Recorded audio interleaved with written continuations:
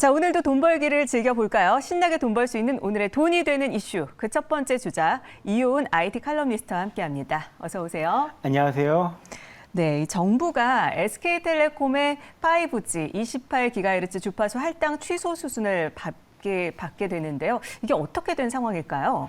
예, 실은 이 28GHz 주파수 대역이 우리가 흔히 알고 있는 진짜 5G 주파수 대역입니다. 그런데 실제로 그동안 이동 3사가 28GHz 주파수 대역에 대한 투자를 잘 못해서 KT랑 LG 플러스는 작년쯤에 취소를 당했고요. 그리고 SKT 같은 경우만 약간 기준점을 넘겨가지고 앞으로 이제 좀 더 하는 거 보고 이걸 계속 유지를 해주겠다, 아니다, 이걸 결정하겠다라고 했는데 아무래도 이 기준치 실질적인 투자가 거의 안 이루어졌어요. 그 이후에도. 그것 때문에 어쩔 수 없이 지금 SK텔레콤에 부과됐던 28GHz 주파수 할당 역시 취소해서 정부에서 이제 환수를 하게 되는 이런 상황입니다. 네, 그렇군요. 이 과학기술정보통신부는 이통 3사로부터 회수한 이 주파수를 새로운 사업자에게 할당할 방침이라고 밝혔는데 과연 새 사업자들이 등장을 할까요? 등장을 해야 되는데요. 네, 어떻게 보십니까? 사실 이게 굉장히 어렵습니다. 이동통신 3사 같은 경우도 이것을 어떻게 쓸지를 몰라가지고 네. 지금 지하철 같은 곳에만 주로 이제 설치를 해놓고 그냥 구체적으로 어떻게 이제 활용할 수 있는 방안을 개발하지 못한 상황인데 지금 새로운 사업자가 지금 아예 없어요. 지금 보이는 사람들이. 네. 그래서 지금 뭐 알트폰 사업을 하는 것처럼 약간 좀 하이브리드한 방식으로 좀 새로운 사업자를 찾지 않겠는가라는 얘기까지 지금 나오고 있는 그런 상황입니다. 아직은 눈에 보이는 건 없습니다. 네, 지금 고물가 시대에 통신비는 과연 좀 싸질까 기대가 모아지고 있는데요.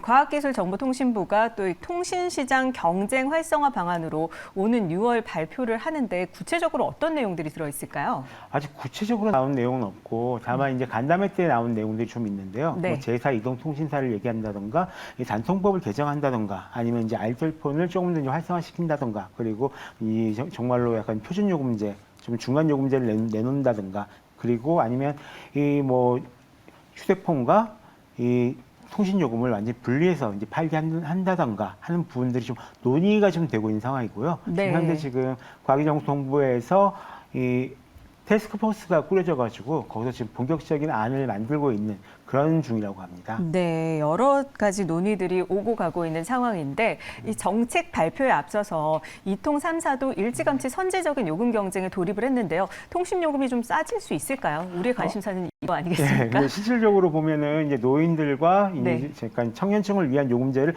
내놓겠다라고 지금 얘기를 하고 있는데 네. 이 내용을 보시면 주로 30살 이하의 사람들이 쓰는 요금제에 한 60기가씩 데이터를 더 주겠다라는 게 주된 내용이거든요. 네. 실질적으로 요금 인하에 해당하는 건 없다라고 보시면 될 것 같고 가장 많은 비싼 요금제를 쓰고 있는 30대랑 40대에게 해당되는 내용은 좀 없습니다. 일종의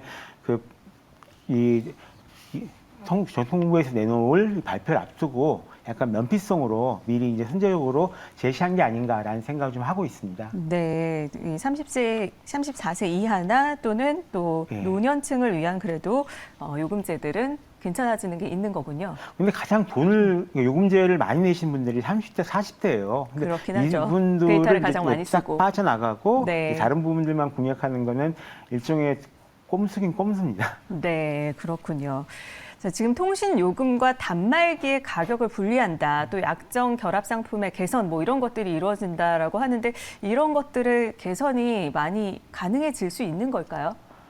사실 나온 지 굉장히 오래된 얘기입니다. 10년도 더 넘게 계속 하고 있는 얘기고 지금 우리나라나 뭐 일본, 미국 같은 나라를 제외하면 굉장히 많은 나라에서는 요금제를 따로 선택하고 이 스마트폰을 따로 선택하고 하는 일이 좀 일반적인 일이 그러고 되거든요. 네. 다만 이동통신사를 그동안 옮길 때 가장 중요시하게 소비자들이 여기는 건 딱 두 가지밖에 없습니다. 하나는 정말로 이동통신이 요금이고요. 두 번째가 새로운 스마트폰이에요. 네. 근데 이 중에서 하나를 지금 만약에 이제 팔지를 못하게 한다라고 하게 되면은 이통사 입장에서는 굉장히 불리해지는 셈이기 때문에 아마도 별로 원하지 않을 것 같고 이 부분들은 계속 논의만 됐지 지금까지 어떻게 똑부러지게 돼 있는 부분들이 없습니다. 특히 굉장히 많은 이동통신사 대리점들이 지금 생존이 한꺼번에 걸려 있는 문제라 가지고 이번에도 처리되기는 좀 어렵지 않을까라는 게 판단입니다. 네, 사실상 그런데 단말기를 따로 사는 게 더 이득인 경우들이 많아서 예, 실질적으로 이득이죠. 네, 저도 언제부턴가 그렇게 사고 있는데 네. 분리를 해줘야 되는 게 아닌가, 빠르게 도입이 됐으면 좋겠다는 네. 생각을 해보게 됩니다. 자, 그리고 넷플릭스 소식입니다. 넷플릭스가 지난해 말 도입한 이 광고 요금제로 한국에서만 연간 3천억 원 상당의 광고 매출을 벌어들일 것이라는 분석이 나왔는데요. 이 국내 광고비가 넷플릭스 등 해외 OTT 플랫폼으로 유출되는 현상이 계속 심화된다고 봐야 되나요? 어떻게 보십니까?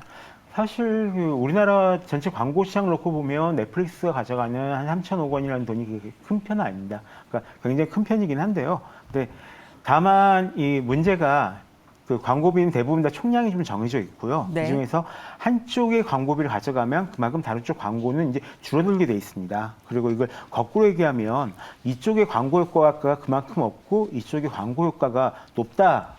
그래서 이제 광고주들이 이쪽을 선택한다라는 얘기가 돼요. 그래서 네. 앞으로 이제 계속 전반적으로 이쪽 그 OTT 플랫폼으로 들어가는 광고비는 계속 올라가고 그동안 줄었던 지상파나 이 다른 이 광고비들은 이제 좀 줄 거다라는 예상을 지금 할 수밖에 없는 상황이거든요. 네, 그렇군요.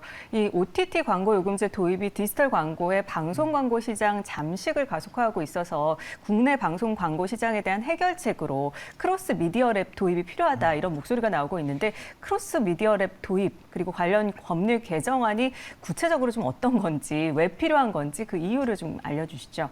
간단하게 얘기하면 이 미디어랩 같은 경우는 이제 광고를 파는 곳이잖아요. 네. 근데 여기서 지금까지는 이제 지상파나 이 방송사 광고밖에 팔 수 없도록 돼 있었는데 이걸 갖다가 온라인 광고까지 모두 이제 팔 수 있도록. 그래서 실제로 이 광고를 팔 때 온라인 광고와 지상파 광고를 다 이제 세트로 묶어서 지금 네. 지상파 같은 경우도 온라인에서 사업을 많이 하고 있거든요. 이 부분들 하나로 엮어서 이제 팔 수 있게 법을 좀 바꿔달라라는 얘기죠. 네. 작년부터 작년부터 나왔던 얘기고 방송법이랑 미디어법은 이제 개정해야 되는 그런 내용인데요. 역시 당분간은 이제 7월에 이제 방송위원장 임기가 좀 바뀌고 나면은 그때부터 다시 한번 논의가 되지 않을까 싶습니다. 네. 지금은 방송의 상황이 좀 안 좋아서 아무래도 법 개정을 추진할 만한 여력이 없을 것 같습니다. 네. 아무튼 넷플릭스가 굉장히 주가도 잘 가고 있는 모습을 봤는데 너무 우리나라에서 많은 돈을 가져가는 게 아닌가, 이런 생각을 해보게 투자도 됩니다. 많이 합니다. 네. 자, 그리고 챗 GPT를 개발한 오픈 AI가 위키디피아와 같은 방식으로 이 자사의 AI에 대한 집단적 결정을 모색한다고 밝혔는데요. 이게 어떻게 모색을 하게 된다는 건지 궁금합니다. 원래 지금 오픈 AI 같은 경우는 기존에도 두 가지 종류로 지금 AI 품질 테스트를 하고 있었습니다. 첫 번째가 이 데이터셋이라고 있거든요. 네. 그다음에 이게 AI 모델이랑 만나가지고 챗 GPT 같은 서비스로 나올 수가 있는 건데요. 이 데이터셋을 평가하는 리뷰어들이 있습니다. 그리고 그 다음에 이 나와 있는 이 AI 서비스에 대해서 계속해서 피드백을 받아요. 근데 이 피드백을 받는 과정을 이제 위키피디아, 근데 위키피디아 같은 경우도 이 하나는 누구나 쓸 수 있는 백과사전이 있습니다. 근데 네. 이 백과사전을 쓰다가 서로 다른 내용을 주장하고 싶을 때가 있거든요. 그렇죠. 그럴 때는 이제 이 커뮤니티에서 토론을 통해 가지고 어느 방향으로 나가는 게 좋다라고 이제 결정을 이제 내리게 되는데요. 그것처럼 이제 사람들이 계속 이 피드백을 받아가지고 이 피드백 속에서 이 실질적으로 인공지능을 이제 관리해야 되는 이런 방안들이 필요하다라고 이렇게 얘기를 하고 있는 겁니다. 네. 그리고 여기에 하나 더 붙여가지고 전체 AI를 이제 컨트롤할 수 있는 어떤 감시할 수 있는 IAEA 같은 이제 그 국제 원자력 을 감시하는 기구처럼 AI를 감시할 기구도 만들어져야 한다라고 지금 얘기를 하고 있습니다. 네, AI들을 그대로 다 믿을 수는 없기 때문에 감시기구가 필요하다, 이런 지적들과 함께 움직임이 있는 것으로 보이는데, 이 초창기 AI 역량의 연간 성장을 제한하는 글로벌 협약이나 또 주요국 정부가 참여할 수 있는 공동 프로젝트를 보크만 사장이 제안을 했습니다. 이게 과연 현실 가능성이 얼마나 있을까요? 지금 일단은 유럽 같은 경우는 AI에 대한 가이드라인을 이제 정해놓은 상태고요. 미국 같은 경우도 조만간에 AI에 대한 가이드라인이 나올 예정으로 이제 알고 있습니다. 네. 지금 실질적으로 AI에 대해서 느끼는 불안감이나 위협은 전 세계적으로 좀 굉장히 높아 있는 이런 상황이고, 네. 또 AI를 잘못 쓰게 되면 한쪽이 잘못 쓰게 되면 전체가 잘못 쓰게 돼버리는 그렇죠. 이런 상황이 집단이 무너질 그렇죠. 수 있는 거의 거죠. 핵폭탄이랑 똑같은 이런 역할을 하고 있기 때문에 네. 당장 아니어도 지금 상황이 어느 정도 좀 정리가 되면은 그런 만들어지려는 노력이 시작되지 않을까라고 생각을 하고 있습니다. 네, 그렇군요. 어떻게든 좀 위키디피아와 같이 이렇게 주고받을 수 있는 집단 지성이 모일 수 있는 그런 AI가 돼야 하지 않을까 싶은데 그 전에 국제기구가 먼저 나와야 될 필요가 있긴 있습니다. 네, 그래서 어느 정도 AI를 AI 감시할 수 있는. 활용 가이드라인을 먼저 만들어 줘야죠. 알겠습니다. 자, 그리고 최근 모빌리티 업체들이 여행과 레저를 아우르는 슈퍼앱으로 진화를 하고 있는데요. 슈퍼앱이 어떤 것들인지 소개를 좀 해주시죠. 아마 가장 유명한 슈퍼앱이라면 카카오톡일 겁니다. 네. 처음에는 메신저 서비스로 시작을 했지만 지금 그 안에서 게임도 하고 쇼핑도 하고 뉴스도 읽고 굉장히 좀 다양한 일들을 할 수가 있는데요. 이것처럼 하나의 앱으로 거의 모든, 그러니까 많은 일을 처리할 수 있는 것을 슈퍼앱이다라고 부르고 있습니다. 네. 그렇군요. 그래서 이 모빌리티 서비스가 OTA 영역으로 들어오면서 여행업계도 새로운 먹거리를 찾아 나서고 있는 상황인데요. 이 여행업계의 어떤 영역이 확장되는 부분일지 여기에 대해서도 궁금합니다. 사실 이렇게 따지면은 이제 모빌리티 업계가 지금 굉장히 발걸음을 넓히고 있습니다. 네. OTA가 이제 온라인 여행사들이잖아요. 네. 그래서 근데 모빌리티 업계가 처음에는 이제 자동차를 대여해주거나 주차장을 찾아주는 쪽으로 이제 움직이다가 이뿐만 아니라 이 자동차로 갈 수 있는 뭐 숙박시설이라든가 자동차로 갈 수 있는 여행지라든가 자동차로 갈 수 있는 기타 등등 여러 가지 것들을 이 앱 하나에서 다 안내를 해주겠다 이렇게 나오고 있는 겁니다. 그러다 보니까 지금 온라인 그전에 있었던 여행업체들도 여러 가지 면으로 이제 대응을 할 수밖에 없는 이런 상황인데요. 여기에 대해서는 역시 다양한 여행 프로그램을 개발한다든가 아니 숙박이나 아니면 오히려 역으로 이쪽 그 모빌리티 쪽까지 지금 진출하는 이런 부분까지 좀 생각을 해볼 수가 있을 것 같습니다. 네, 뭐 소카에서 소카 스테이를 비롯해서 이런 다양한 슈퍼 앱이 등장을 하는 거죠. 자동차로 갈 수 있는 부분들을 자기네들이 다 하겠다. 그러니까 예전처럼 차를 대여만 해주는 게 아니라 이제 이 소카를 타고 갈 수 있는 부분들을 우리가 다 서비스를 해주겠다라고 하면은 여러 가지 일을 할 수 있는 슈퍼앱으로 다시 한번 탄생하게 되는데요. 이거 자체가 너무 이제 하나만 가지고는 수익 사업이 많이 되지 않으니까 어쩔 수 없는 부분들이 존재를 하긴 하지만 이 실제로 이 사업을 넓혔다고 무조건 성공하는 것은 아니기 때문에 네. 여기에 대해서는 좀 신중하게 잘 지켜보셔야 될 필요가 있을 것 같습니다. 네, 그런가 하면은 이 실시간 검색어, 실검 부활 논란이 커지고 있습니다. 이게 어떻게 된 걸까요? 네, 기본적으로 지금 실검을 없애고 나서 네이버와 다음이 좀 뉴스에 대한 집중도가 많이 떨어진 느낌입니다. 실질적으로 네이버와 다음에서 뉴스를 보고 있는 사람들이 줄어들고 있기 때문에 이 좀 뉴스에 대한 관심을 불러일으킬 수 있는 서비스를 이제 내놓겠다라고 했는데 이게 그러다 보니까 어쩔 수 없이 옛날에 나왔던 실검이랑 굉장히 유사한 형태, 그러니까 요즘 뜨고 있는 토픽을 보여드립니다. 그러니까 실시간 인기 검색어랑 개념상으로는 큰 차이가 없잖아요. 네. 그렇게 돼버린 겁니다. 그렇군요. 그래서 이 카카오 투데이 버블 베타 서비스가 어떤 건지 소개를 좀 해주시죠. 실질적으로 그날 인기가 있는 여러 가지 이슈가 되는 것들을 갖다가 버블로 만들어가지고 처음에 쭈르륵 하고 보여줘요. 그래서 내가 이걸 딱 터치를 하면은 관련된 이 커뮤니티 글이나 이런 기사들이 쭉 써가지고 여러 가지 뭐 의견도 볼 수가 있고 이게 어떤 이슈인지 내가 알 수가 있고 그래서 좀 시대에 뒤떨어지지 않게 좀 도와주겠다라는 부분들인데요. 네.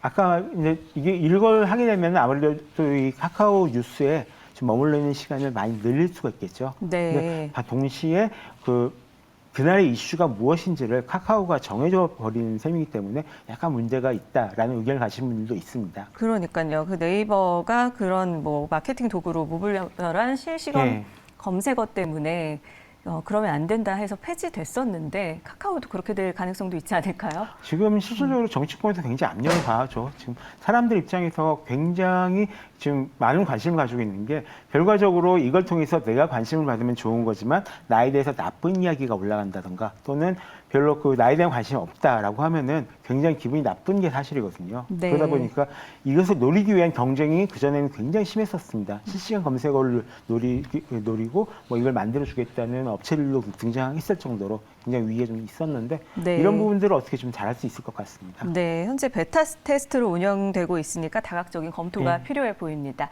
자, 지금까지 돈이 되는 이슈 이효은 IT 칼럼니스트와 함께 자세히 살펴봤습니다. 오늘 말씀 고맙습니다.